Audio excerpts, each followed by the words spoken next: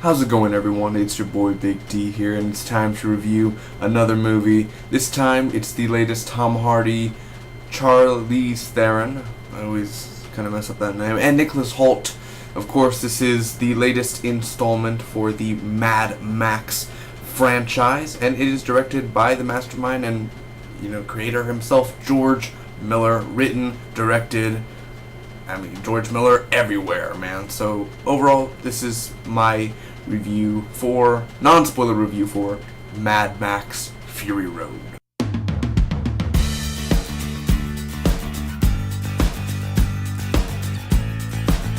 So how's everyone doing? I hope all of you are doing awesome, and I hope you guys are excited as I am, because this is a non-spoiler review. Like I said, I'm not going to spoil nothing for you guys. I will be doing a spoiler review in the morning, Sunday, May 17th, on my channel, guys. So again, that's a spoiler. I'm going to go in-depth 40 minutes, full on, talk about everything I loved, everything I hate, in-depth spoilers.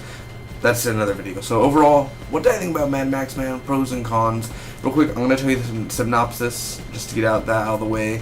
No spoilers, remember. In a stark desert landscape where humanity is broken, two rebels just might be able to restore order. Max, a man of action and a few words, and Furiosa, a woman of action who is looking to make it back to her childhood homeland. Alright.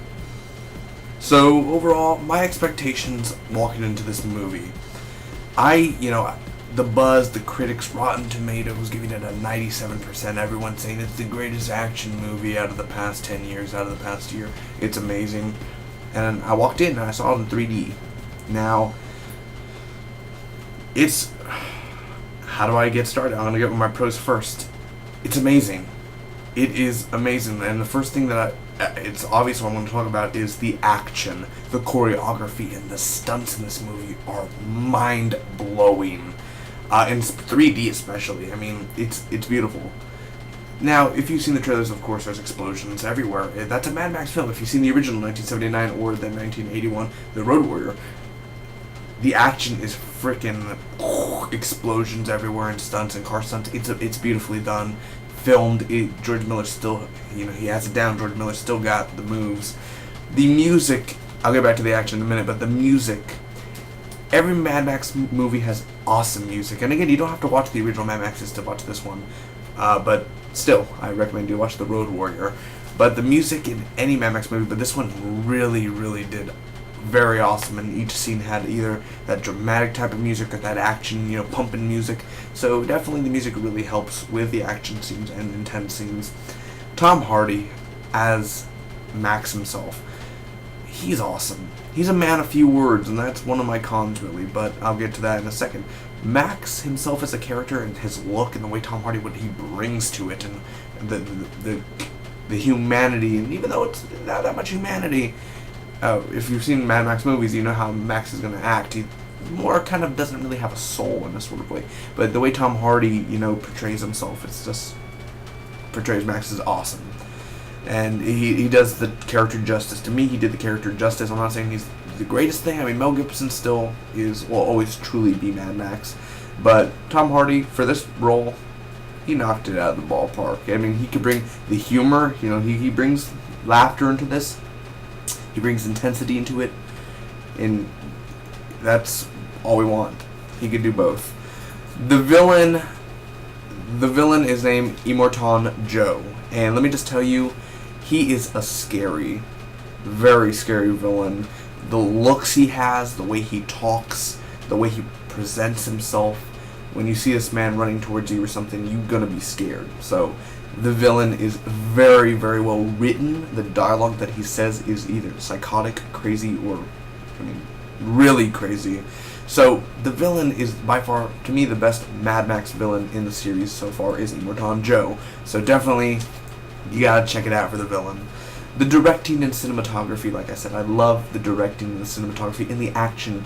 This is literally the first movie where, in an action scene, it's not like a shaky camera, or it's not like, I can't see what's happening. I could tell I hit him in the face, but they didn't show it. No, they show everything. The action is beautifully well choreographed.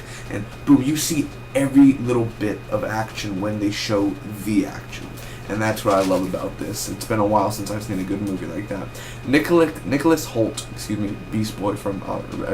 Beast from X-Men. He plays Nooks in this movie, and I thought he was going to be a really annoying character, but he ended up being a very interesting character. That's all I'll say. He's very interesting, and it makes me more of a fan of Nicholas Hoult. I think he did a fantastic job the way he portrayed Nooks, and the makeup effects that any character used, the makeup or the looks, and it's a lot of looks for this tone of this movie, and I appreciate it. It's, 2 thumbs up for all the work going on, man. Furiosa, Charlize Theron, was awesome. If you're a Charlize Theron fan and you don't know this action movie, I'm not sure how she's going to do.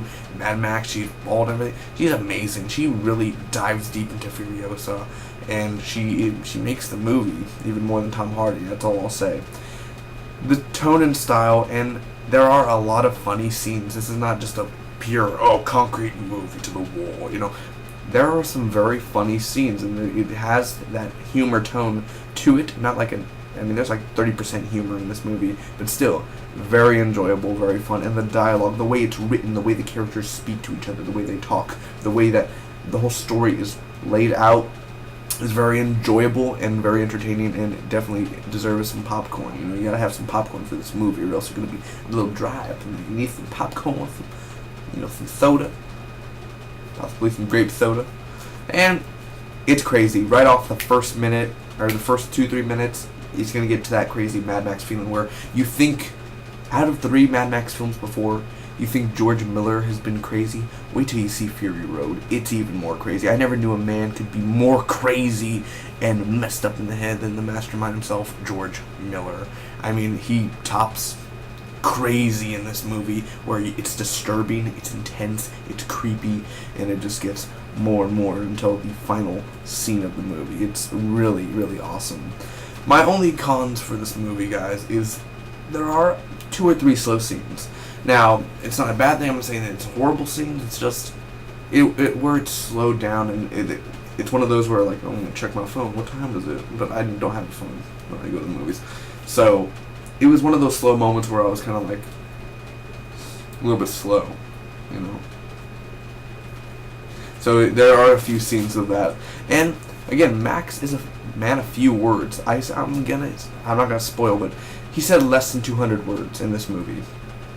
He doesn't talk that much, and sometimes I feel like Tom Hardy's trying to change his accent. Like, he tries to do this type of Bane voice, like, yes, Gotham, yes, the type of tone, like, yes, Gotham is mine, I am its reckoning, or, hello, my name is Max, I am the Road Warrior. It's kind of like, it sounded like it was dubbed over his voice. Like, that's what I didn't like. Like, everyone else sounded normal. Tom Hardy as Max sounded like he was in a microphone and he was like dubbing over his original filming voice. It sounded like that. Don't lie. Do not lie. It sounded like that.